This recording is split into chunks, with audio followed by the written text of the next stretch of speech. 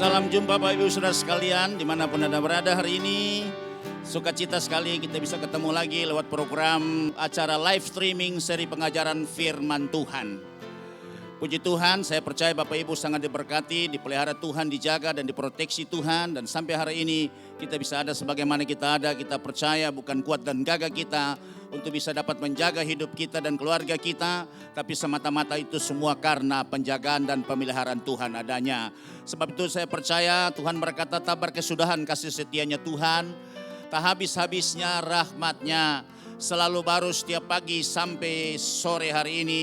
Kita dalam keadaan yang dibaharui oleh Tuhan, lebih baru daripada yang kemarin, lebih kuat daripada yang kemarin, lebih sehat daripada yang kemarin, lebih bersukacita daripada yang kemarin, dan besok lebih luar biasa lagi, karena janji Tuhan adalah ya dan amin. Baik, shalom, salam hangat dari Base Camp Yayasan Imam Ahmad Rajani di Camp Base ini. Dan hari ini kita akan belajar lagi dengan satu tema dengan judul janji dan berkat Abraham. Baik, kalau Bapak Ibu sudah siap, kita akan melihat ayat pokok kita. Itu terambil dari kitab Kejadian pasal yang ke-12, ayat 1 sampai dengan ayat yang ke-4. Dan kita akan baca bersama-sama. Demikian firman Tuhan 2-3. Berfirmanlah Tuhan kepada Abraham, pergilah dari negerimu dan dari sanak saudaramu dan dari rumah bapamu ini ke negeri yang akan kutunjukkan kepadamu. Pada ayat yang pertama, bahwa Tuhan berfirman kepada Abraham dan Tuhan katakan pergi dari negerimu, dan negeri itu adalah Ur Kasdim. Kemudian saudara, ayat yang kedua, Tuhan berjanji di sini saudara, aku akan membuat engkau menjadi bangsa yang besar. Padahal waktu itu Abraham belum punya anak dan Alkitab mencatat bahwa Sarah itu mandul. Kemudian janji berikutnya, dan memberkati engkau serta membuat namamu masyhur dan engkau akan menjadi berkat. Ayat yang ketiga, aku akan memberkati orang-orang yang memberkati engkau dan mengutuk orang-orang yang mengutuk engkau, dan olehmu semua kaum di muka bumi akan mendapat berkat. Ayat yang keempat, lalu pergilah Abraham seperti yang difirmankan Tuhan kepadanya, dan Lot pun ikut bersama-sama dengan dia.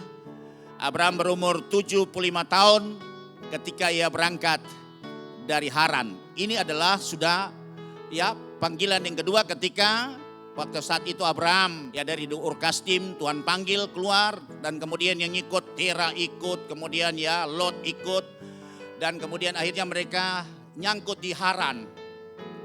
Dan selanjutnya panggilan berikut lagi datang, dia harus keluar lagi ke tempat di mana Tuhan akan membawa dia kepada tempat yang Tuhan telah tujukan itu. Baik Bapak Ibu saudara sekalian, ternyata kekristenan itu bukan agama saudara. Memang pada idiom KTP kita selalu ada klasifikasi agama apa. Tapi pada dasarnya bahwa kekristenan itu bukan agama, melainkan perjanjian.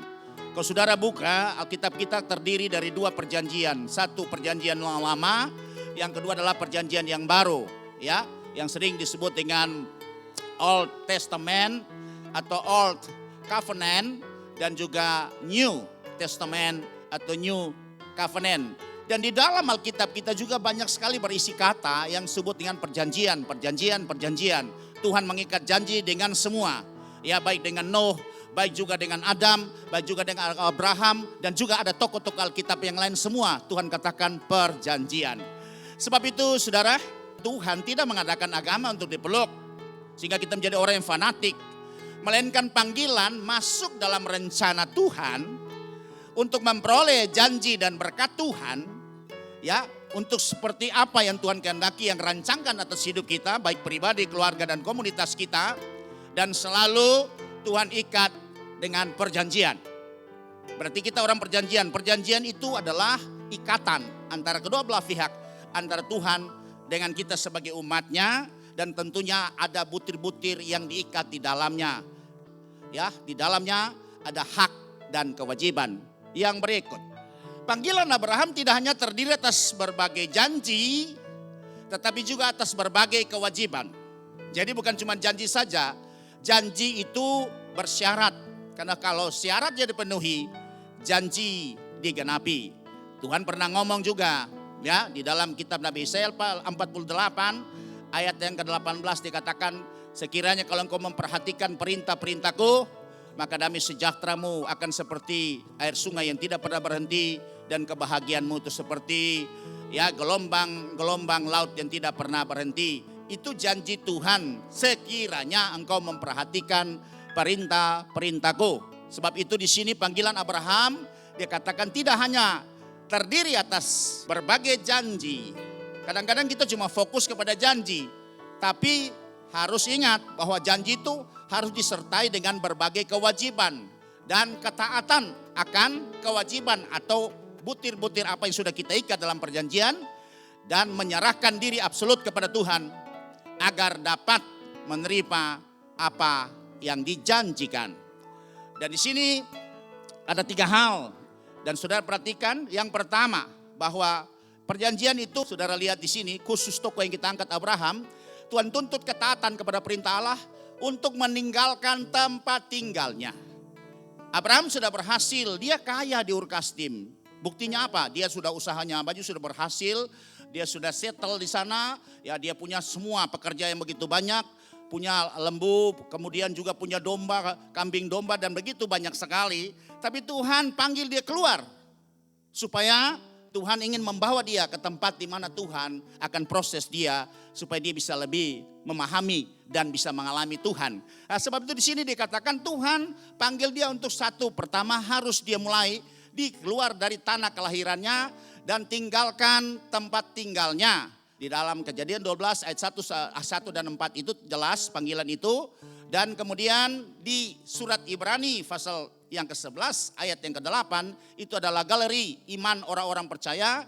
Karena iman Abraham dia taat ketika ia dipanggil untuk berangkat ke negeri yang akan diterimanya menjadi milik pusakanya. Lalu ia berangkat dengan tidak mengetahui tempat yang ia tujui. Nah, ini persoalan iman, saudara. Jadi saya mau jelaskan di sini bahwa iman dimulai ketika kita dengar suara dan panggilan Tuhan, atau kita mendapat rema daripada Tuhan. Ya, ini berbeda sekali dengan keinginan hati atau suara hati kita. Ini beda tipis, saudara. Dan itu kalau sampai suara hati atau kehendak kita, keinginan kita, dan kita katakan itu sebagai iman, saya rasa itu ada unsur gambling atau namanya spekulasi. Iman bukan hal yang spekulasi atau gambling, tapi iman itu pasti karena kita mendengar suara Tuhan. Kita mendapat order dari Tuhan. Dan Abraham ini mendapat order dari Tuhan, sebab itu dia karena menjadi orang pribadi yang taat kepada Tuhan, sehingga dia melakukannya walaupun dia belum tahu tempat di mana yang akan dia tujui. Tempat di mana yang Tuhan akan suruh dia akan menetap di tempat yang baru. Tapi dia punya iman kepada Tuhan karena dia mendengar suara Tuhan. Sebab itu starting point daripada kita merakan satu gerakan, itu harus pertama-tama kita harus mendengar suara Tuhan. Sesudah suara Tuhan kita dengar, kita belajar mempercayainya. Dan kemudian kita akan taat melakukannya dengan tidak ragu-ragu, dengan tidak takut. Dan kita akan jalan terus seperti itu. Ini yang perlu kita perhatikan. Karena ini yang dibahas adalah seorang tokoh yang menjadi contoh teladan bagi semua orang beriman. Kemudian bagian yang kedua, dikatakan bahwa kepercayaan kepada firman Tuhan, sekalipun realisasi janji-janji tersebut kelihatan mustahil secara akal manusia. Ya, jadi Abraham belum tahu tempatnya, apakah tempat itu bisa punya jaminan atau tempat itu tempat yang prospektif, ya. Karena apa, saudara? Dulu usahanya cuma 2. Satu adalah pertanian, yang kedua adalah peternakan. Kalau itu tempat yang tidak ada air, apalagi ya padang gurun di timur tengah sana, kita tahu tidak semua ada sumber air. Dan itu pasti tempat itu banyak sekali tanah tandus dan pasir gurun yang begitu sangat gersang, saudara. Tapi Abraham percaya, sebab Tuhan tidak rancangkan hal yang celaka atas dia. Itu dia percayai. Karena dia tahu bahwa Tuhan merancangkan hal yang penuh dengan kebahagiaan damai sejahtera yang pasti memberi masa depan dia penuh harapan. Dan dia tahu bahwa kalau Tuhan panggil dia keluar, berarti ada hal yang lebih luar biasa. Ada hal yang lebih lagi untuk Tuhan bisa mengupgrade sesuatu yang luar biasa, yang ilahi dalam hidupnya. Maupun juga dia bisa memberkati orang yang lain. Dan itu kita bisa, ya tahu, kita bisa baca nanti Kejadian pasal 15 ayat 1-6. Dan juga ayat 18 ayat 10 sampai yang ke-14. Dan saya senang kita angkat dari kitab Kejadian 15 ayat yang ke-6 aja. Dan di sini katakan lalu percayalah Abraham kepada Tuhan. Nah waktu itu dia masih nama Abraham. Abraham itu Bapa yang agung. Nah, nanti kemudian waktu ketika Tuhan membesar dia, akhirnya dia diberi gelar yang baru adalah Abraham atau Bapa dari banyak bangsa. Ya, Sarah pertama dipanggil Sarai, itu adalah ibu yang mulia, kemudian dijadikan dengan Sarah supaya dia bisa juga menjadi ibu daripada segala bangsa. Dikatakan di sini lalu percayalah Abraham kepada Tuhan, maka Tuhan memperhitungkan hal itu kepadanya sebagai kebenaran. Iman itu membawa kita kepada kebenaran. Iman itu membawa kita untuk bisa meraih mujizat Tuhan. Dan jelas dalam Roma 14 ayat 23 bagian B-nya, dan segala sesuatu yang tidak berdasarkan iman adalah dosa. Ibrani pasal 11 ayat yang ke-6, sebab tanpa iman tidak mungkin orang berkenan kepada Allah. Lanjut saudara. Inilah profil Abraham dan dia percaya atas semua janji Tuhan. Karena dia percaya Tuhan yang berjanji adalah Tuhan yang setia. Karena dia bukan manusia. Bagian kecil, Abraham itu tetap mempertahankan hidup benar di hadapan Tuhan. Jadi iman itu harus berjalan sejajar dengan hidup di dalam kebenaran. Kita bisa baca dalam kitab Kejadian pasal yang ke-17 ayat yang pertama sampai dengan kedua. Ketika Abraham berumur 99 tahun. Kalau Tuhan panggil dia tadi, waktu dia keluar, itu usianya 75 tahun. Ketika dia umur 99 tahun, maka Tuhan menampakkan diri kepada Abraham dan berfirman kepadanya, Akulah Allah yang Maha Kuasa, hiduplah di hadapanku dengan tidak bercela. Jadi Abraham walaupun keadaan situasi yang sudah tidak memungkinkan secara akal manusia, secara rasionalisasi manusia, secara logika manusia, bahwa Abraham itu tidak akan mungkin bisa punya keturunan. Karena secara mandul, kemudian usia Abraham itu sudah 99 tahun ketika Tuhan kirim utusan datang bahwa tahun depan kamu akan memperoleh keturunan atau anak. Ayat yang kedua, aku akan mengadakan perjanjian antara aku dan engkau, dan aku akan membuat engkau sangat banyak. Artinya cikal bakal untuk jadi sangat banyak harus punya keturunan. Baik, kita lanjut pada bagian yang ketiga. Dikatakan di sini janji dan berkat Tuhan kepada Abraham bukan hanya untuk keturunan lahirianya saja, yaitu orang Yahudi dan Israel. Ya, jadi di sini ayat dengan jelas mengatakan bahwa janji dan berkat Tuhan itu bukan hanya untuk keturunan lahirianya saja, adalah Abraham, Ishak, Yakub, kemudian Yakub melahirkan 12 anak laki-laki dan itu merupakan suku-suku dari Israel, dari antaranya satu adalah suku Yehuda yang jadi bangsa Yahudi. Dan kita tahu itu bukan mereka saja, tapi ayat yang begitu jelas mengatakan kepada kita, tetapi juga untuk semua orang yang beriman kepada Yesus Kristus adalah keturunan Abraham. Ya, orang yang beriman kepada Yesus Kristus kita mendapat juga berkat Abraham yang sama yang kita bisa baca di dalam Galatia pasal yang ketiga ayat yang ke-16. Dikatakan di sini, adapun kepada Abraham diucapkan segala janji itu dan kepada keturunannya. Ya, perhatikan, kalau keturunan Abraham secara lahiriah itu adalah orang-orang Yahudi dan Israel. Tidak dikatakan kepada keturunan-keturunannya seolah-olah dimaksud banyak orang, tetapi hanya satu orang, dan kepada keturunanmu yaitu Yesus Kristus. Ya, jadi kepada keturunan adalah Yesus, dan kita tahu bahwa semua orang yang percaya kepada Yesus, maka kita juga akan bisa menikmati janji-janji atau berkat yang sudah diikat dengan Abraham. Ya, semua orang yang memiliki iman seperti Abraham adalah anak-anak Abraham. Itu di dalam surat Galatia pasal 3 ayat yang ke-7. Nah, jadi kamu lihat bahwa mereka yang hidup dari iman, ya dari iman ya kepada siapa? Kepada Kristus Yesus. Mereka itulah anak-anak Abraham. Ya, jadi berarti bisa menerima berkat atau diberkati juga bersama-sama dengan Abraham. Ya, nah itu kita bisa lihat dalam surat Galatia pasal 3 ayat yang ke-9. Jadi mereka yang hidup dari iman, merekalah yang diberkati bersama-sama dengan Abraham yang beriman itu. Kita beriman kepada siapa? Kita beriman kepada Yesus Kristus dan kita juga akan menjadi ahli warisnya. Galatia pasal yang ketiga ayat yang ke-29. Dan jikalau kamu adalah milik Kristus, perhatikan, maka kamu juga adalah keturunan Abraham dan berhak menerima janji Allah. Amin saudara.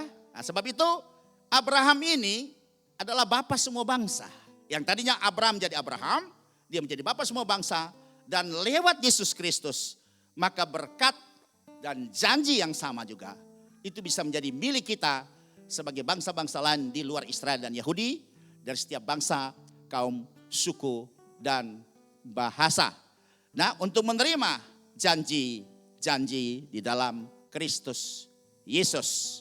Ya, lanjut saudara. Pada bagian yang keempat, dikatakan di sini, bahwa perjanjian yang Tuhan ikatkan dengan Abraham dan keturunannya, itu adalah perjanjian kekal. Kalau perjanjian itu kekal artinya berlaku di zaman ketika diikat dengan Abraham, dan dia juga berlaku sampai hari ini. Itu disebut dengan perjanjian yang kekal atau everlasting covenant atau eternal covenant. Itu perjanjian yang kekal.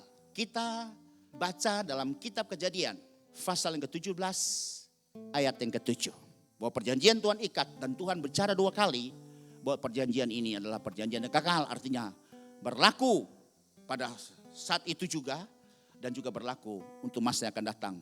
Demikian bunyi firman Tuhan, aku akan mengadakan perjanjian antara aku dan engkau serta keturunanmu turun-temurun menjadi perjanjian yang kekal. Perhatikan, perjanjiannya kekal. Supaya aku menjadi Allahmu dan Allah keturunanmu. Lanjut ayat yang ke-19. Tetapi Allah berfirman, tidak, melainkan istrimu Saralah yang akan melahirkan anak laki-laki bagimu. Persoalan pada waktu itu Abraham belum dapat keturunan, sehingga Abraham takut dan Tuhan datang lagi berbicara kepada dia dan Tuhan bilang, Abraham jangan takut. Abraham bilang, aku takut Tuhan karena aku sebentar nanti akan mati. Siapa yang bisa menjadi ahli waris dari semua harta milik yang aku punya ini? Apakah Eliezer itu hambaku? Tapi Tuhan katakan tidak. Tuhan berfirman tidak, melainkan istrimu Sarah yang akan melahirkan anak laki-laki bagimu dan engkau akan menamai dia Ishak. Dan aku akan mengadakan perjanjianku dengan dia menjadi perjanjian yang kekal untuk keturunannya. Nah, sebab itu yang Tuhan ikat perjanjian ini, perjanjian yang kekal. Dan topik atau tema daripada pelajaran kita hari ini adalah janji dan berkat Abraham. Berarti kalau diikat pada tempo dulu, semua bangsa yang sudah diberkati sampai hari ini berkat ini masih berlaku juga buat saudara dan saya. Haleluya. Mari kita akan masuk pada bagian yang berikut adalah janji berkat kepada Abraham. Ya, supaya kita bisa tahu ini. Janji-janji apa saja ketika Tuhan panggil dia keluar dari tanah Ur Kasdim, kemudian nyangkut di Haran beberapa saat dan akhirnya keluar lagi ke tempat yang Tuhan tunjukkan dan kemudian di situ baru dia tahu belakangan disebut dengan tanah Kanaan atau tanah perjanjian. Nah, menurut teks Alkitab dari kitab Kejadian pasal 12 ayat 2 sampai 3, ada 7 janji berkat kepada Abraham. Saudara perhatikan ya, ada 7 janji dan janji ini disebut dengan janji kekal atau janji abadi, berlaku dari sejak diikat dengan Abraham sampai hari ini. Ya, bukan berlaku karena dia adalah perjanjian lama, tidak saudara. Karena janji ini tidak dipengaruhi oleh Taurat yang keluar 430 tahun kemudian. Karena Tuhan mengikat janji ini dengan Abraham, belum ada Taurat, saudara. Sehingga tidak akan mempengaruhi ya janji yang diikat dengan Abraham. Sebab itu saudara bisa lihat di sini di dalam kitab Kejadian pasal 12 ayat 2 sampai 3, itu 7 janji berkat kepada Abraham, yaitu 1, menjadi bangsa yang besar. Jadi Abraham akan jadi bangsa yang besar. Pada saat itu waktu Tuhan ngomong kepada dia, Abraham berusia 75 tahun dan Sarai itu berusia 65 tahun. Jadi mereka berdua selisih 10 tahun. Kalau hitung itu sudah nenek juga ya. Yang pasti sudah menopause. Itu so pasti itu. Dan Roma berkata seperti itu saudara. Ya, Abraham sudah mati pucuk, tapi dia tidak pernah kehilangan pengharapan. Bahkan semakin hari semakin diperkuat imannya. Kemudian janji yang kedua, hidup diberkati Tuhan. Jadi hidup di dalam berkat Tuhan. Sebab saudara perhatikan ini. Orang yang dipanggil keluar dalam rencana Tuhan, pasti ada jaminan berkat Tuhan. Tuhan akan mencukupi dia. Tuhan akan memelihara dia asal Tuhan yang panggil dia. Kalau Tuhan yang panggil, kalau kita yang panggil diri sendiri, nah itu resikonya tanggung sendiri.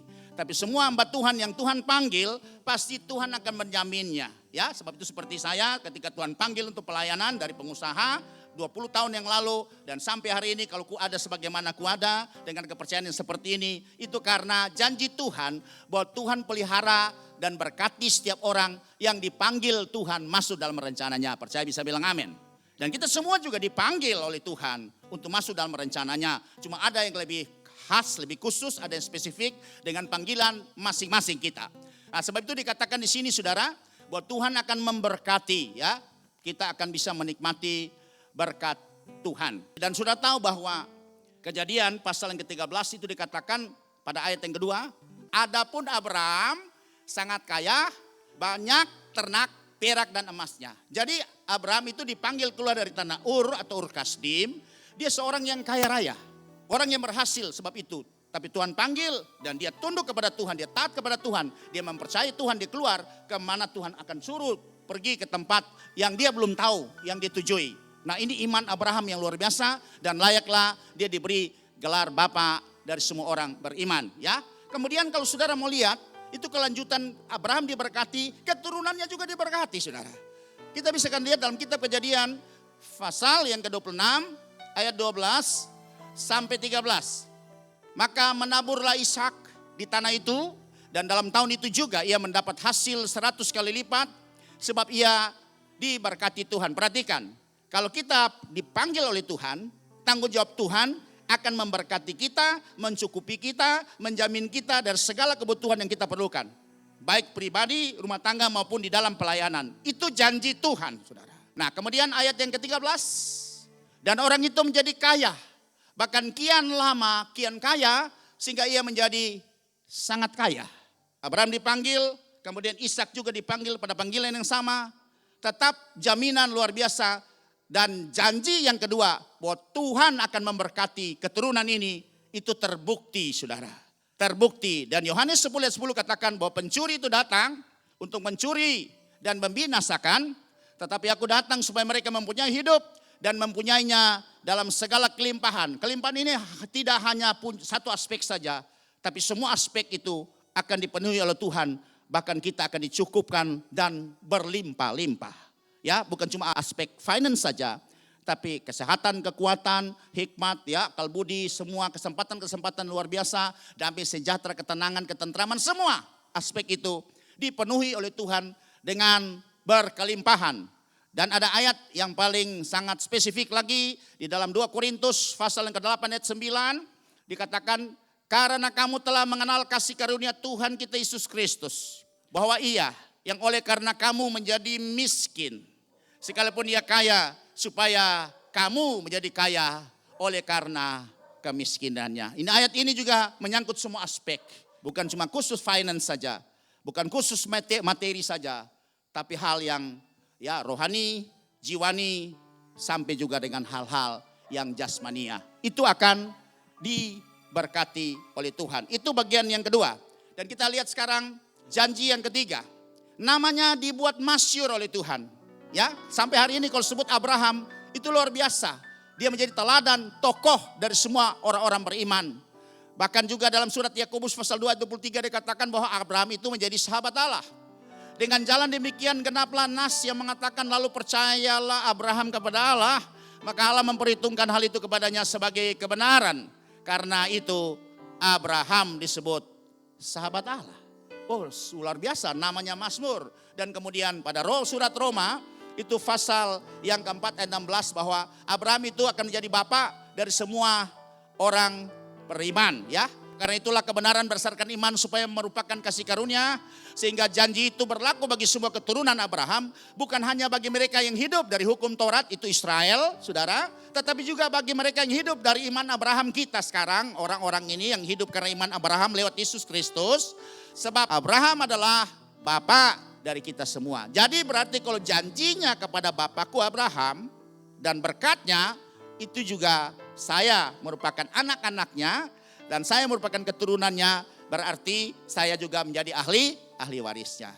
Untuk menerima berkat yang sama ini yang sudah kita lihat, satu, menjadi bangsa yang besar, Artinya apapun yang kita kerjakan bersama dengan Tuhan, maka kita akan melakukan perkara yang bergagah perkasa. Sebab kemarin kita sudah tahu bahwa orang percaya dipercayai Tuhan itu pasti akan melakukan perkara-perkara yang besar, yang lebih besar bahkan dari apa yang Tuhan Yesus lakukan. Karena ini jaminan, saudara.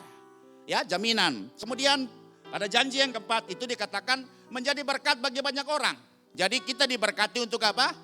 Memberkati. Galatia 3 ayat 9. Jadi mereka yang hidup dari iman, merekalah yang diberkati bersama-sama dengan Abraham yang beriman itu. Ya, kita diberkati supaya kemudian kita juga dipakai sebagai alat Tuhan untuk bisa memberkati orang lain, untuk bisa memberkati pekerjaannya, untuk bisa membesarkan gerakan Tuhan, untuk menjangkau jiwa-jiwa yang dibawa kepada Tuhan, untuk memenangkan sebanyak mungkin jiwa. Karena saya kasih tahu bahwa terima Injil itu gratis, tapi menginjil itu mahal. Saudara bisa bilang amin? Orang terima Injil yang kita bawa itu gratis.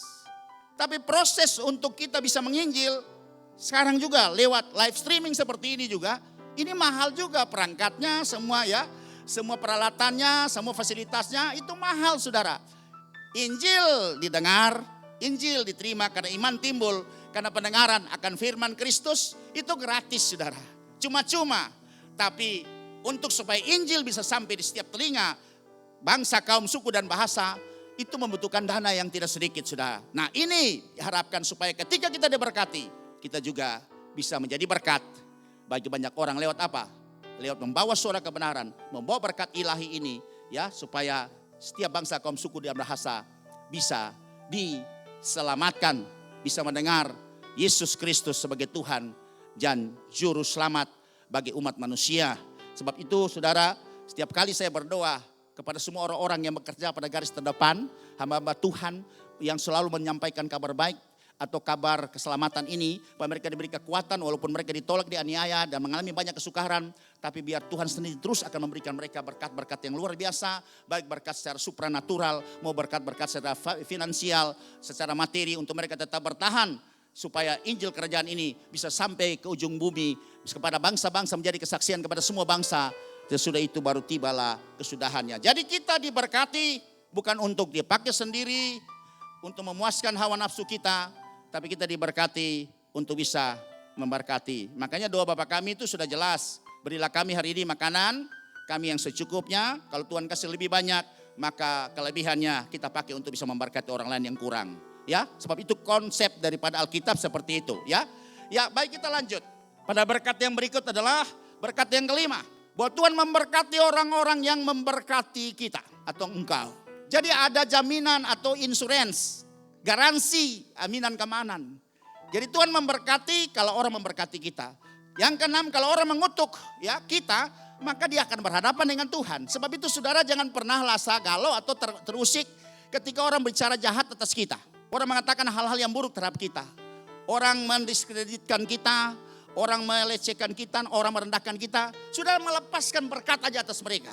Karena semua pembalasan itu adalah hak Tuhan. Biarlah Tuhan akan berperkara dengan mereka. Tapi satu hal yang perlu kita doakan, supaya mereka diampuni. Ya, katakanlah Tuhan ampuni mereka karena mereka tidak tahu apa yang mereka buat. Dan kita melepaskan berkat atas mereka. Dan ketika kita melepaskan pengampunan dan berkat daripada Tuhan, maka Tuhan akan berproses dengan mereka. Dan satu hal, kalau Tuhan berproses dengan mereka, berarti di kepala mereka Tuhan taruh semacam api. Kalau dia merasa kepanasan, dia bisa bertobat, tapi kalau tidak dia akan hangus dengan api itu. Nah, itu tugas kita tidak usah balas yang jahat. Maka Tuhan bilang ada jaminan kepada kita yang dipanggil masuk dalam panggilan ini. Kalau ada orang memberkati kita, maka dia akan diberkati. Tapi ada orang mengutuk kita, maka dia akan dikutuki oleh Tuhan. Dia akan berhadapan dengan Tuhan, dia akan berhadapan hukuman dengan Tuhan. Kemudian saudara, berkat yang terakhir. Berkat ini yang luar biasa. Olehmu semua kaum di muka bumi akan mendapat berkat. Nah, saudara lihat ini berkatnya double-double ini. Kalau kita baca tadi pada berkat yang kedua, itu dikatakan bahwa Tuhan akan memberkati kita. Terus kemudian saudara perhatikan yang ketujuh ini berkat apa lagi? Nah, ini ada berkat yang sangat spesifik di sini. Berkat yang sangat istimewa. Dan berkat ini jelas menuju kepada keselamatan lewat Yesus Kristus, ya. Jadi berkat ini, kalau tadi berkat yang nomor 2, ya, itu adalah berkat secara materi, ya, secara jaminan materi. Tapi kalau berkat yang ketujuh ini Inilah berkat di mana kita bisa mendapat berkat yang sangat spesifik sekali. Itu berkat keselamatan di dalam Kristus Yesus. Kita bisa lihat dalam surat Galatia pasal yang ketiga ayat yang ke-8. Dan kitab suci yang sebelumnya mengetahui bahwa Allah membenarkan orang-orang bukan Yahudi, perhatikan. Ya, jadi janji ini saya stressing lagi, bukan khusus saja untuk orang Israel dan Yahudi, tapi juga berlaku untuk kita semua orang-orang di luar Israel dan Yahudi. Asal kita punya iman yang sama, iman yang punya karakter dan kualitas yang sama, seperti yang dipunyai Abraham, dan iman itu kita bergantung kepada Yesus Kristus. Maka kita juga bisa akan menerima berkat yang sama. Sebab itu dikatakan di sini bahwa Allah membenarkan orang-orang bukan Yahudi oleh karena iman. Perhatikan, telah terlebih dahulu memberitakan Injil kepada Abraham, olehmu segala bangsa akan diberkati. Dan segala bangsa itu tentunya termasuk saudara dan saya. Bisa bilang amin? Nah, ini menjadi berkat kita sekalian. Makanya kita akan belajar baik-baik semua janji ini, supaya janji ini juga bisa menjadi bagian tergenapi dalam kehidupan kita pribadi, keluarga, dan komunitas masyarakat kita. Haleluya. Nah, sesudah kita melihat ketujuh berkat ini, bagaimana berkat ini bisa terrealisasi atau mengalami penggenapan janji ini, ternyata itu tidak seperti membalik tangan.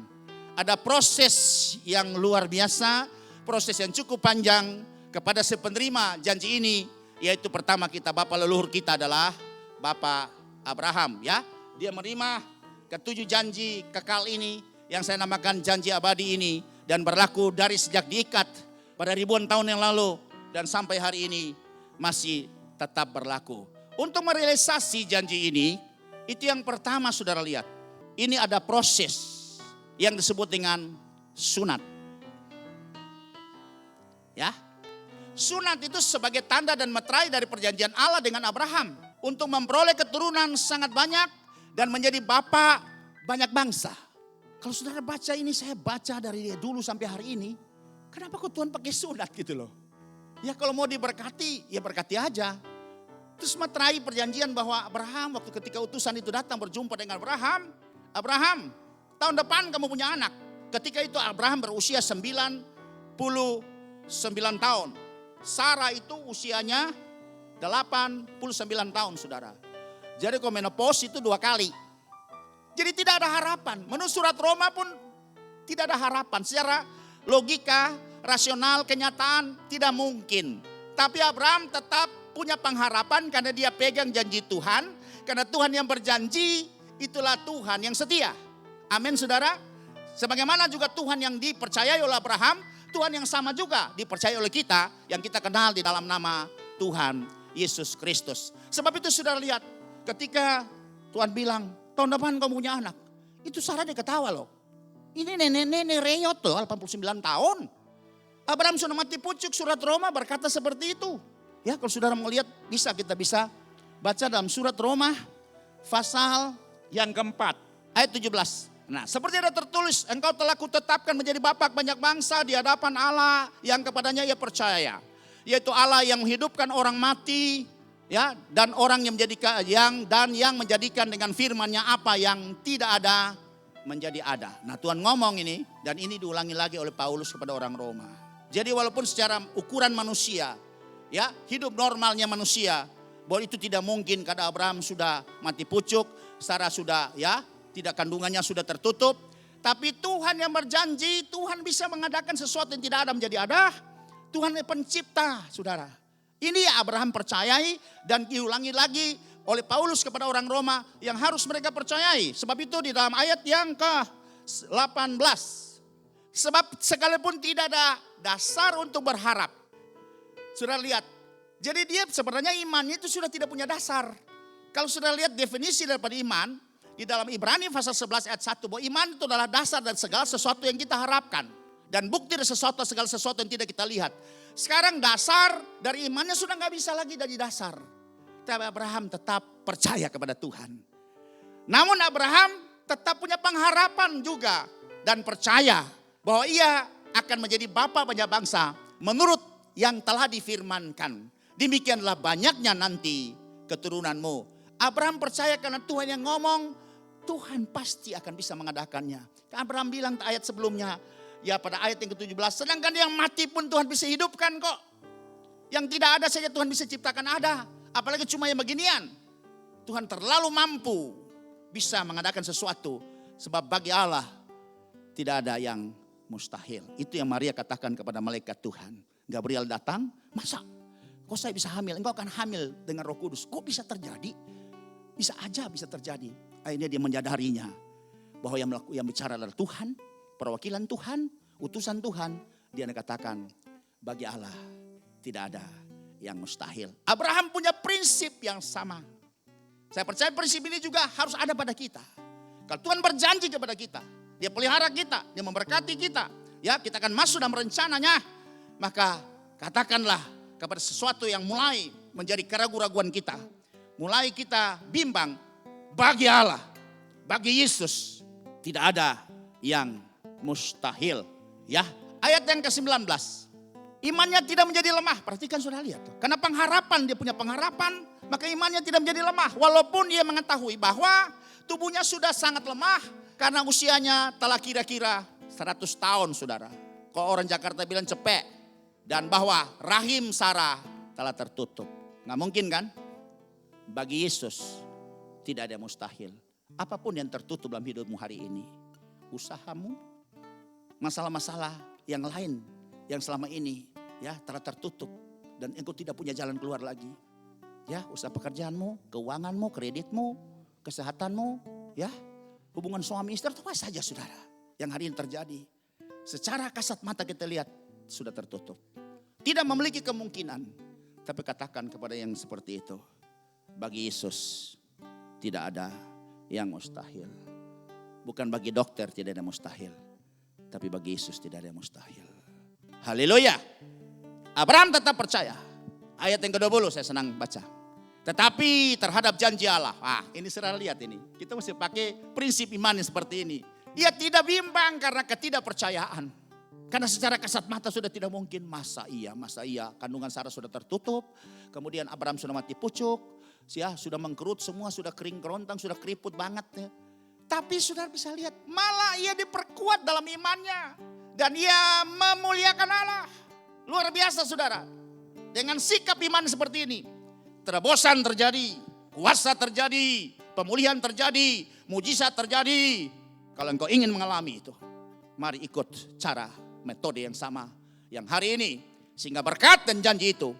Tetap menjadi milik kita. Sekarang seterusnya. Sampai selama-lamanya. Dan ini saudara lihat ini. Kita kembali kepada proses penghadapan iman ini. Sunat. Waktu datang, ya utusan katakan tahun depan kamu akan melahirkan anak. Sarah ketawa. Terus kemudian utusan katakan, kenapa Yuta ketawa? Memang rasa lucu saudara. Apa mungkin? Tapi saudara lihat, bagi Tuhan tidak ada yang mustahil. Dan kemudian apa yang terjadi saudara? Tuhan bilang, Abraham, kalau bukti kau percaya, ada materai kau percaya. Dan Tuhan bilang, kalau kau percaya, kau harus tunjukkan faktanya. Harus tunjukkan buktinya. Sunat itu menjadi materai perjanjian ketika engkau percaya. Haleluya. Tuhan bilang sunat Abraham. Semua orang dalam rumahmu, orang laki-laki yang baru lahir 8 hari, baik dia budak belian, ya, orang-orang upahan yang ada dalam rumahmu, semua harus disunat. Dan kemudian Alkitab mencatat bahwa sunat ini adalah perjanjian kekal. Kalau saya percaya perjanjian kekal, berarti berlaku sampai hari ini. Haleluya. Nah, sebentar kita lihat bagaimana pencerahannya lebih lanjut.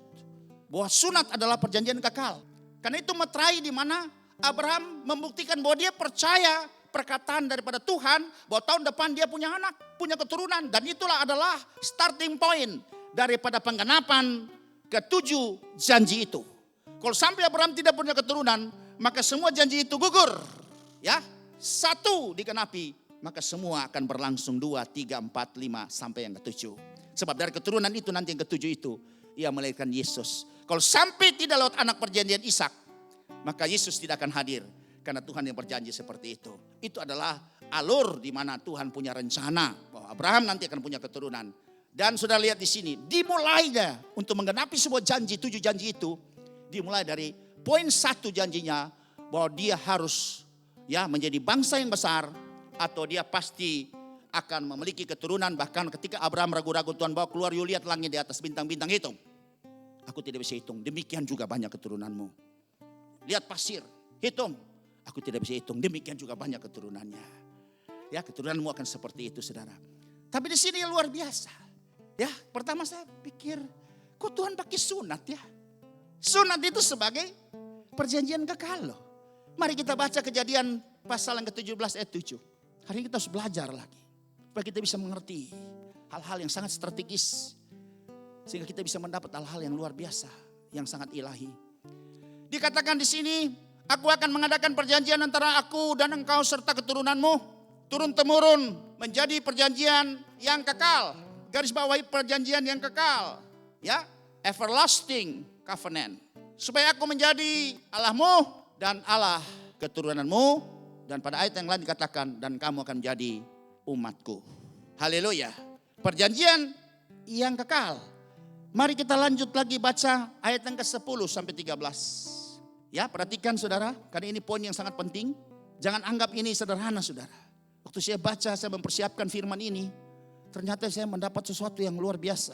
Ya, inilah perjanjianku. Ini perjanjian lo antara Tuhan dengan Abraham. Yang harus kamu pegang. Perjanjian antara aku dan kamu serta keturunanmu. Bukan cuma Abraham saja, tapi bukan keluarganya saja, tapi keturunanmu. Dan kalau firman berkata, kalau kita lewat Yesus, maka kita juga menjadi keturunan Abraham. Jadi berarti ini berlaku buat kita. Yaitu setiap laki-laki di antara kamu harus disunat. Perjanjian kekal. Ayat 11. "Haruslah dikerat kulikatanmu, dan itulah akan menjadi tanda perjanjian antara aku dan kamu." Berarti metrai dari perjanjian. Di mana Abraham akan memperoleh keturunan, itu adalah titik awal, pintu masuk untuk semua berkat Tuhan. 2, 3, 4, 5, 6, yang ke-7 akan digenapi. Pintu masuk bahwa Abraham harus mendapat keturunan. Itu pintu masuknya. Dan di sini kita lihat Tuhan ikat dengan perjanjian yang spesifik. Itu namanya perjanjian sunat. Perjanjian dengan Abraham untuk memperoleh keturunan. Perjanjian diikat dan meterainya adalah sunat. Nah, saudara perhatikan ini loh. Ayat yang ke-12. "Anak yang berumur 8 hari haruslah disunat, yaitu setiap laki-laki di antara kamu. Turun-temurun, baik yang lahir di rumahmu maupun yang dibeli dengan uang dari salah seorang asing, tetapi tidak termasuk keturunanmu, juga harus disunat." Ayat 13. "Orang yang lahir di rumahmu dan orang yang engkau beli dengan uang harus disunat. Kemudian maka dalam dagingmu lah perjanjianku itu menjadi perjanjian kekal." Kemudian di sini sudah lihat. Dari proses penggenapan ini lewat sunat, itu ada 6 poin. Yang kedua atau B, ternyata sunat itu bagian dari keselamatan. Mari kita baca Kejadian pasal 17 ayat yang ke-14. Dikatakan seperti ini. "Dan orang yang tidak disunat, yakni laki-laki yang tidak dikerat kulikatannya, maka orang itu harus dilenyapkan dari antara orang-orang sebangsanya. Ia telah mengingkari perjanjianku." Ini perjanjian darah, saudara. Sunat salah satu perjanjian darah. Nah, kalau tidak disunat, maka kematian menjadi bagian daripada orang yang ada dalam perjanjian itu. Saudara lihat, perhatikan loh. Jadi perjanjian ini merupakan juga bagian dari keselamatan antara hidup dan mati. Lanjut C. Merupakan meterai kebenaran dari iman. Ya, jadi ketika Abraham percaya, maka Tuhan bilang, "Apa bukti kau percaya, Abraham? Kalau kau percaya, kau disunat." Dan Abraham taat, saudara. Oh, dulu gak pakai mati rasa, saudara. Tidak ada obat untuk bikin mati rasa. Dan yang pasti pakai pisau batu. Karena Gersom anaknya Musa juga disunat pakai pisau batu. Orang belum terlalu pandai membuat logam, saudara. Sehingga pisau batu mereka pakai. Seperti apa? Dan catatan The Guinness Book of World Record, bahwa orang tertua yang disunat itu adalah Abraham, umur 99 tahun. Nggak tahu potong pakai pisau batu atau pakai chainsaw. Bisa saja terjadi seperti itu. Tapi itu bukan urusan kita, saudara. Tapi di sini kita bisa melihat bahwa Abraham itu belajar mau taat kepada Tuhan, membuktikan bahwa dia percaya kepada Tuhan, bahwa tahun depan, bahwa janji Tuhan akan genapi, dia akan mendapat keturunan. Ya, itu adalah pintu masuk dari penggenapan semua janji, ketujuh janji itu. Ya, saudara perhatikan di sini. Jadi ini bagian dari keselamatan. Nah, satu peristiwa ketika Musa dalam pengutusan menuju ke Mesir sebagai orang utusan, dia lupa rupanya karena sibuk dia lupa menyunat anaknya. Dan satu saat saudara baca Keluaran pasal 4 ayat 24. Ini orang dalam pengutusan. Mari kita kaji baik-baik di firman ini.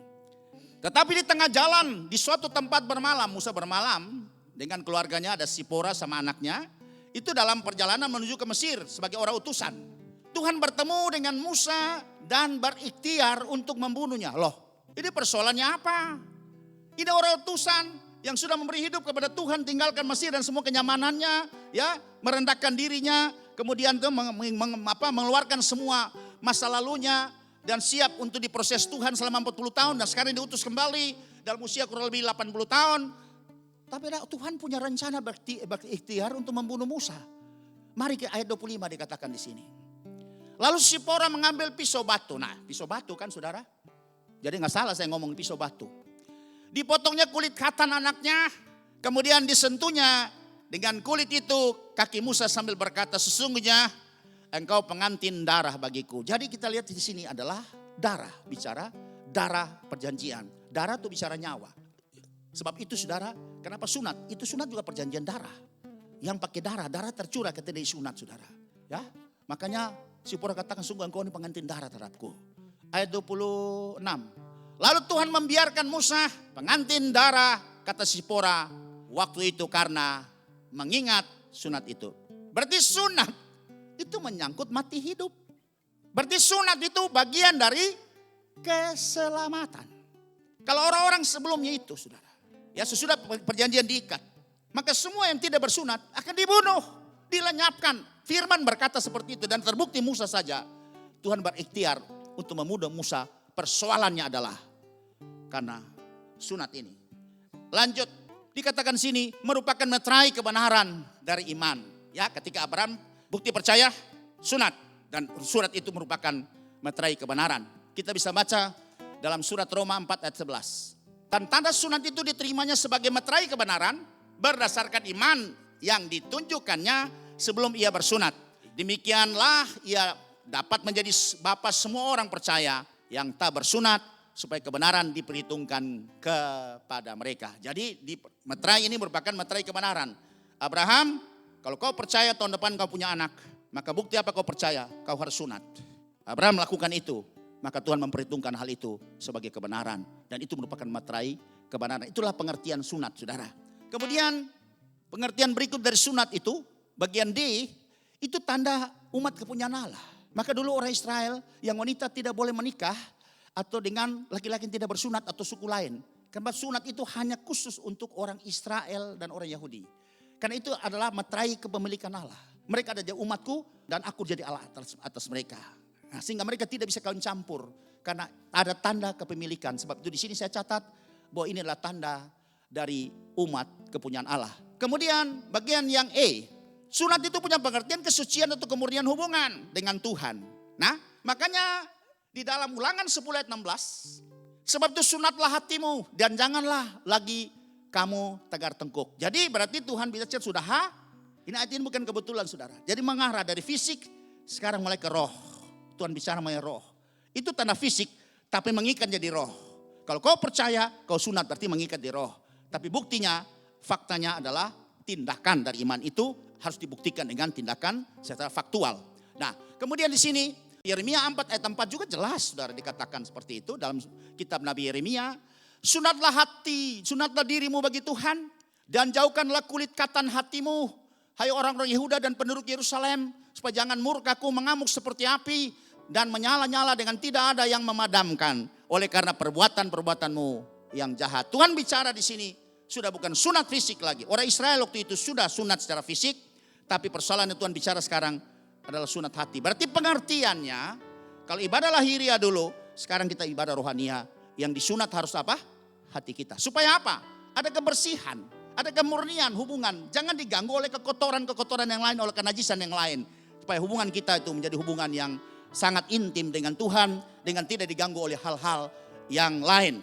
Kemudian yang terakhir ini, ternyata Paulus seorang bisa menyikapkan rahasia-rahasia kebenaran pada perjanjian lama banyak sekali disingkapkan oleh Paulus. Sebab itu kemarin kita belajar kalau the revealer of secret perjanjian lama itu Safnat Paaneah itu adalah Yusuf, tapi the revealer of secret perjanjian baru adalah Paulus.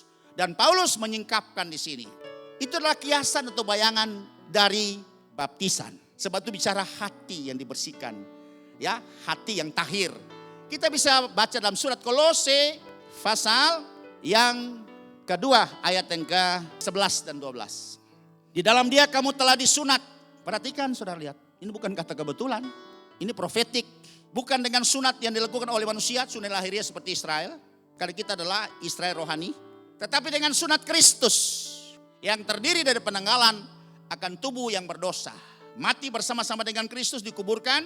Kemudian bangkit bersama-sama dengan Kristus. Dengan hati yang sudah dibaharui. Dan ayat 12 lebih dijelaskan lagi. Karena dengan dia kamu dikuburkan dalam baptisan. Sudah bicara baptisan karena ayat 11-12 ini sangat berhubungan satu dengan yang lain. Dan di dalam dia kamu juga turut dibangkitkan juga oleh kepercayaanmu kepada kerja kuasa Allah. Yang telah membangkitkan dia adalah Yesus dari orang mati. Jadi berarti sunat itu untuk perjanjian yang baru kita. Itu bicara mengenai baptisan. Dan baptisan itu salah satu adalah membersihkan hati nurani. Supaya hati nurani kita menjadi hati nurani yang murni. Ya, supaya kita menjadi hati nurani yang baik. Itu adalah lewat baptisan. Sebab itu saudara, sunat ini punya hubungan dengan keselamatan. Sama-sama kita sudah akui. Sebab kalau yang tidak disunat, nyawa jadi taruhan, persoalan mati hidup. Kemudian ya realisasi bayangan untuk perjanjian baru. Itu adalah baptisan. Berarti baptisan itu adalah bagian daripada keselamatan. Percaya bilang amin. Baptisan adalah bagian dari keselamatan kalau berhubungan dengan perjanjian sunat ini. Kekal perjanjian ini artinya berlaku pada saat itu setelah lahiriah dan secara rohania hati kita disunat. Sunat hati dibersihkan supaya kita bisa menerima Roh Kudus yang janjikan itu. 1 Petrus pasal yang ketiga ayat yang ke-21. Haleluya. Mari kita belajar baik-baik supaya kita menjadi orang yang bisa menerima janji dan berkat Tuhan. Juga kamu sekarang diselamatkan oleh kiasannya. Antitype, gambaran, bayangan. Yaitu baptisan. Ini ayat jelas. Baptisan itu bagian dari keselamatan. Atau syarat keselamatan. Sudah berkata yang lain silakan. Tapi ayat jangan jelas. Mengatakan bahwa baptisan adalah satu bagian dari keselamatan. Percaya Yesus dan dibaptis. Waktu Petrus khotbah yang pertama. Mereka terharu pada hari Pentakosta. Jadi kami harus berbuat apa? Petrus bilang bertobat dan berilah dirimu dibaptis sebagai jalan pengampunan dosamu. Supaya kamu bisa menerima karunia Roh Kudus. Jalan pengampunan dosa. Itu ayat jelas. Baptisan. Dan punya hubungan dengan perjanjian sunat seperti itu.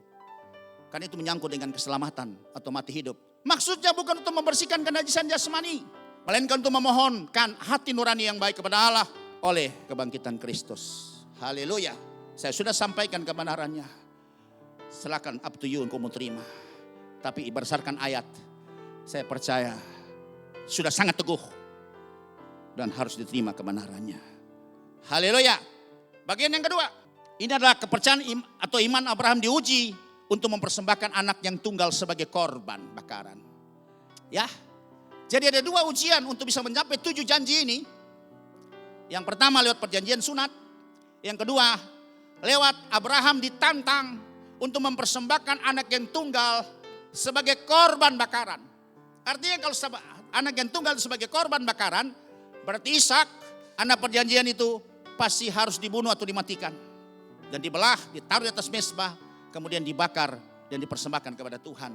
Dan itu nanti sudah bisa baca. Semua itu ada tertulis dalam Kejadian pasal 22 ayat 1 sampai 18. Tapi di sini saya akan angkat 4 poin. Poin yang A atau 2A. Di sini dikatakan bahwa ketika Tuhan nantang kepada Abraham. Waktu Ishak sudah menanjak remaja. Dia sebagai anak perjanjian. Bukan Ismail. Kemudian Tuhan bilang bawa Ishak untuk dipersembahkan ke Gunung Moria. Abraham di sini sudah lihat. Imannya mempercayai Tuhan luar biasa. Saya harus mengakui saya belum sampai selevel iman seperti Abraham. Sebab kalau dia diberi gelar Bapa orang beriman. Itu sudah memang pantas dan layak. Punya cuma anak tunggal satu-satunya. Tunggu 25 tahun. Dalam keadaan yang begitu sangat menderita. Begitu sangat tertekan. Sudah diberi oleh Tuhan. Mengambil lagi Tuhan. Yang benar aja Tuhan. Itu menurut iman saya. Dan mungkin juga menurut iman saudara. Tapi Alkitab mencatat ketika Tuhan memberikan instruksi ini. Mari saudara lihat baik-baik ini. Betapa iman Abraham luar biasa. Menjadi contoh buat kita. Mau terima berkat. Mari miliki iman yang kualitas. Yang kapasitas. Yang punya spesifikasi. Punya ciri-ciri. Yang seperti ini saudara. Alkitab mencatat Abraham tidak segan. Segan untuk menyerahkan anak yang tunggal. Dipersembahkan kepada Tuhan. Jadi Tuhan lihat hati Abraham ketika Tuhan minta. Abraham tuh langsung patah hati, kecewa. Tuhan. Masa iya sih? Sudah kasih, ambil, mending gak usah dikasih. Tapi Tuhan itu selalu menguji. Dia beri kepada kita. Dan kemudian dia minta kembali. Kalau sudah tahu memang dari Tuhan, kasih aja. Itu kan punya Tuhan. Hidup kita pun itulah milik Tuhan. Percaya bilang amin. Kalau Tuhan mau ngambil siapa mau larang saudara. Itu haknya Tuhan. Apalagi sudah tebus. Kenapa nebus adalah pemilik. Tapi kita mencatat luar biasa Abraham. Waktu ditantang hal-hal yang sangat prinsip seperti ini. Alkitab mencatat Abraham tidak segan-segan untuk menyerahkan anak yang tunggal. Haleluya. Mari kita baca ke Kejadian pasal 22 ayat ke-12. Lalu Tuhan berfirman, jangan bunuh anak itu dan jangan kau papakan dia, sebab telah ku ketahui sekarang bahwa engkau takut akan Allah. Engkau lebih mengasihi aku, engkau lebih taat kepadaku ya daripada semua pemberianku. Mari saudara belajar taat kepada Tuhan. Sebab sumber pemberi berkat, sumber kehidupan ini bukan kepada berkat yang kita lihat dengan kasat mata. Kalau kita mati pergi kita tinggalkan semua saudara. Seperti Ayub katakan Tuhan yang memberi, Tuhan yang mengambil, terpujilah nama Tuhan. Iman ini yang Tuhan butuhkan di akhir zaman ini. Iman yang kualitas seperti ini untuk bisa dapat menerima janji dan berkat Tuhan. Yang luar biasa untuk membawa banyak jiwa datang kepada Tuhan. Dipersembahkan sebagai persembahan hidup dan kudus yang berkenan kepada Tuhan. Dikatakan di sini, ketika Tuhan melihat Abraham bawa. Oh, Ishak bertanya, Papa, semua sudah ada, kayu sudah ada. Di mana korbannya, di mana dombanya? Sudah secara manusia tuh Abraham hatinya teriris-iris. Abraham dia nanti saja Tuhan yang menyediakan. Tapi luar biasa saudara, ketika tiba di Gunung Moria itu, bujangnya suruh tunggu di beberapa ya di tempat yang lain. Abraham mengambil tangan Ishak dan mengikat tangannya. Ini Ishak masih pemuda, Abraham sudah 100 tahun lebih. Waktu melahirkan Ishak Abraham umur 100 tahun. Kalau dia berontak, dia lawan sama Abraham. Abraham tidak berdaya saudara. Tapi Ishak juga manut loh. Dia kasih tangannya diikat. Kemudian Abraham angkat taruh di atas mezbah. Dan siap Abraham mengangkat pisau batu. Dan siap membunuh ya Ishak sebagai korban. Terus Tuhan ngomong apa tadi? Di ayat 12 tadi. Lalu firman, jangan bunuh anak itu, jangan kau papakan dia, sebab telah ku ketahui sekarang bahwa engkau takut akan Allah. Engkau taat kepadaku, engkau mempercayai aku, dan engkau tidak segan-segan untuk menyerahkan anakmu yang tunggal itu padaku. Ada kata tidak segan-segan, berarti rela hati. Saya cari kenapa Abraham kok rela hati. Ternyata di surat Roma menjelaskan. Abraham percaya. Walaupun ya mati bisa hidup kembali karena Ishak itu anak perjanjian. Nanti saudara baca dalam surat Roma pasal yang keempat ayat 17. Karena Abraham punya iman. Kan dia sudah dijanji dari keturunannya jadi bangsa-bangsa yang besar. Jadi raja-raja. Jadi kalau aku persembahkan dia mati. Tuhan bisa hidupkan kembali. Karena Abraham sudah melewati pengalaman iman yang luar biasa. Sudah mengalami dan memahami Tuhan. Ketika Sarah umur 89 tahun saja bisa melahirkan. Abraham sudah mati pucuk saja bisa menurunkan benih atasnya. Karena bagi Yesus tidak ada yang mustahil. Tidak pernah janji dan kemudian rencana Tuhan bisa gagal. Tuhan selalu menguji hati kita. Mari saudara perhatikan ini. Kunci-kunci keberhasilan seorang Abraham. Bahwa dia tidak segan-segan. Ya, menyerahkan anaknya yang tunggal itu. Anak yang tunggal, anak cuma satu-satunya. Kau punya lebih banyak ya gak apa-apa saudara. Tapi kau cuma satu diminta. Wah ini luar biasa saudara, tantangan ya. Kita minta menunggu 25 tahun. Kemudian diminta lagi. Tapi Tuhan selalu uji yang seperti itu. Yang sangat kita kasihi. Yang sangat kita butuhkan. Yang sangat mungkin kita harapkan. Yang menjadi tumpuan hidup kita. Itu selalu Tuhan akan ambil hidup kita. Hati-hati saudara. Sebab itu sebaiknya jangan itu jadi andalan kita. Alihkan andalanmu hanya kepada Tuhan. Supaya ketika itu diambil, ketika itu dipisah daripada hidup kita, ketika dikeluarkan hidup kita, kita tetap tidak akan goyah. Tapi kita tetap terus kuat, percaya kepada Tuhan. Ini jadi pelajaran buat kita. Bagian yang berikut saudara. Ishak itu adalah anak tunggal dan anak janji seperti kita juga. Oh saudara. Ini Galatia pasal yang keempat ayat 23 katakan. Nah dikatakan sini, tetapi anak dari perempuan yang menjadi hambanya itu diperanakan menurut daging, Ismail. Dan anak dari perempuan yang ke mereka itu ialah karena janji. Ishak dilahirkan karena janji. Kemudian Ismail dilahirkan karena daging daripada Abraham, benih Abraham. Tapi Ishak karena janji. Sebab itu kalau Tuhan berjanji, tidak pernah janji yang bisa gagal. Percaya bilang amin. Walaupun dengan ujian yang luar biasa datang kepada kita, seakan-akan gagal. Tapi pegang janji Tuhan. Bahwa Tuhan yang berjanji setia adanya. Haleluya. Ini yang perlu kita pelajari pada hari ini. Supaya janji itu bisa digenapi hidup kita sekarang sampai selama-lamanya. Bagian C. Ternyata saudara di sini. Waktu ketika Tuhan bilang jangan kau apa-apakan. Kemudian Tuhan bilang lihat di samping itu. Ternyata satu domba yang tanduknya itu terikat ya. Dia ternyangkut di belukar. Dan Tuhan bilang ambil domba jantan itu. Dan kau sembelih itu sebagai korban. Ini sudah dapat memberikan profetik gambaran buat kita. Bahwa ya orang pada ribut. Ishak yang dikorbankan atau Ismail yang dikorbankan. Ternyata dua-dua juga gak dikorbankan saudara. Yang dikorbankan di Gunung Moria itu, di Bukit Moria itu adalah domba jantan itu saudara. Itu memberi gambaran kepada kita. Itu adalah Yesus Kristus yang adalah anak domba Allah menghapus dosa dunia. Haleluya. Injil Yohanes pasal yang pertama ayat 29 ketika Yohanes melihat Yesus dikatakan lihat anak domba Allah penghapus dosa dunia. Dan Kejadian 22 ayat yang ke-13 kita akan baca bersama-sama. Lalu Abraham menoleh dan melihat seekor domba jantan. Ya, domba jantan ini ada spesifikasi bukan domba betina. Domba jantan itulah gambaran mengenai Yesus sebagai anak domba Allah. Ya, anak tunggal Bapa, ya putra atau anak manusia atau anak laki-laki dikatakan seperti itu. Di belakangnya yang tanduknya tersangkut dalam belukar, Abraham mengambil domba itu lalu mengorbankannya sebagai korban bakaran pengganti anaknya. Jadi dua-dua tidak dikorbankan. Hanya diuji iman Abraham.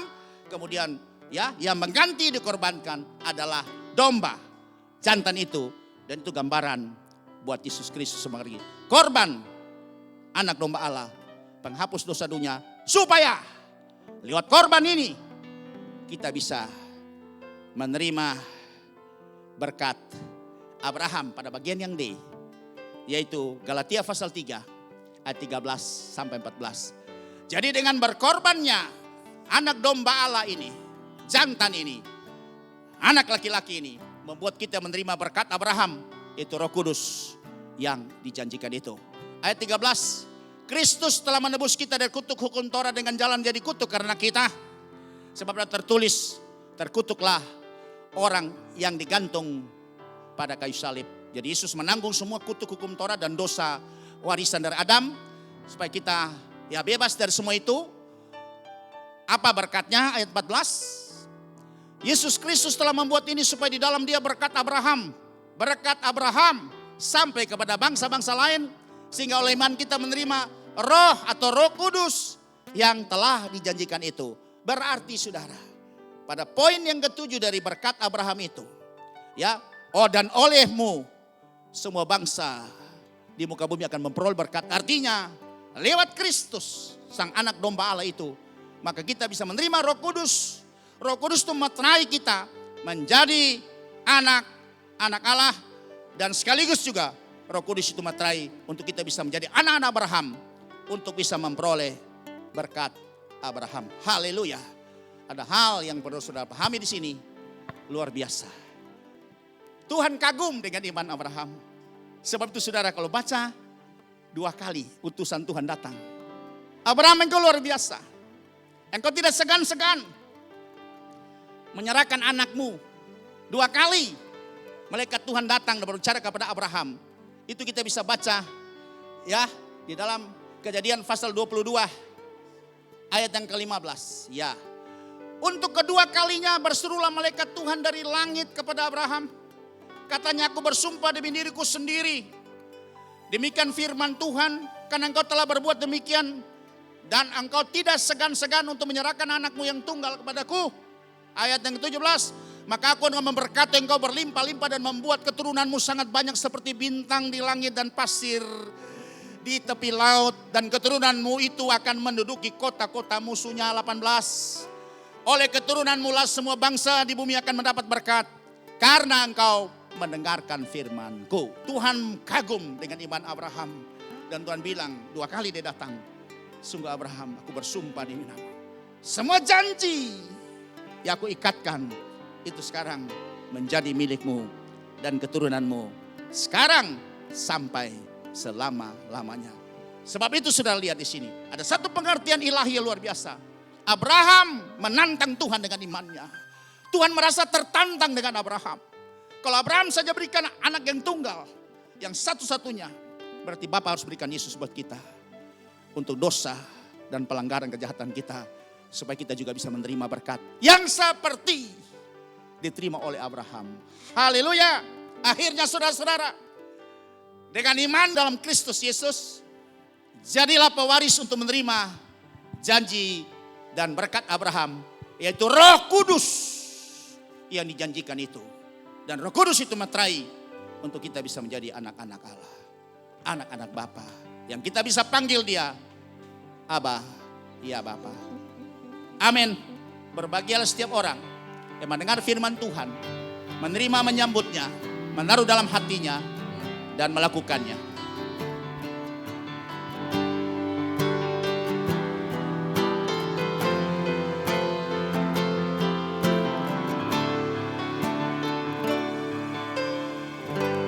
My Jesus, my Savior, Lord, there is none like you.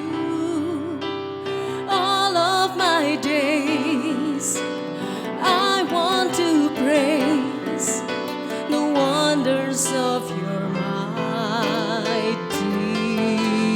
love.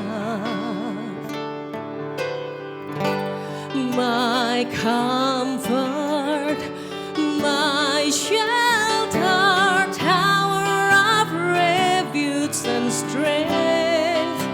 Let every breath, all that I am, never cease to worship you.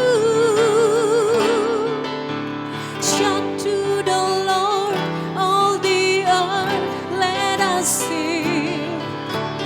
Power and majesty, praise to the King.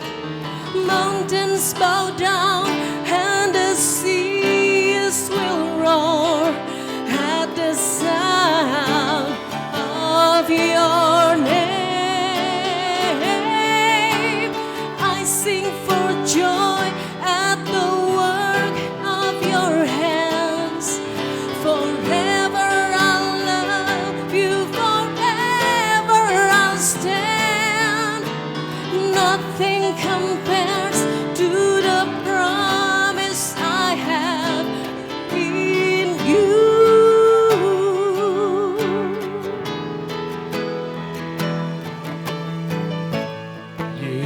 Yesusku, tiada yang seperti Engkau. Setiap hari ku memuji keajaiban kasih-Mu.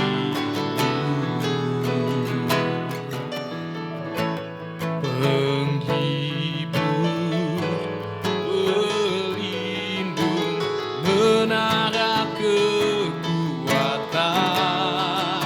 Biarlah semua yang bernafas tak berhenti menyembah-Mu.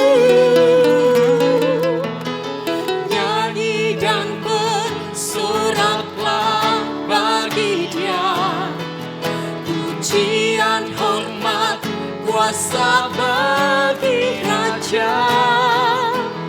Gunung tunduk, laut bergelora mendengar namamu. Ku bersuka atas perbuatanmu, selamanya ku kasihi Engkau Tuhan. Tiada janji seperti yang ada padamu.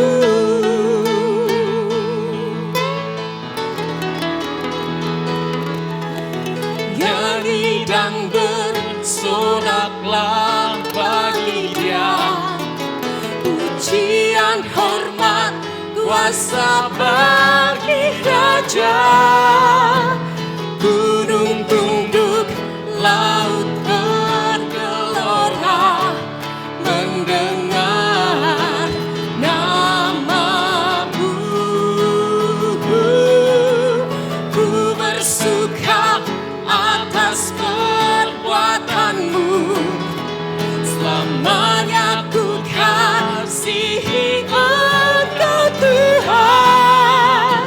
Tiada janji seperti yang ada padamu.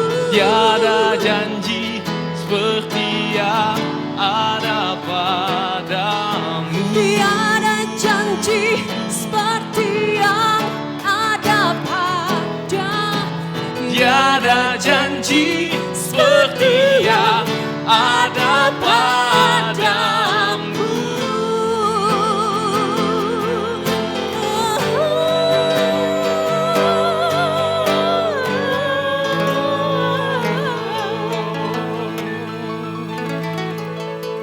Haleluya, tiada janji yang seperti ada pada Tuhan.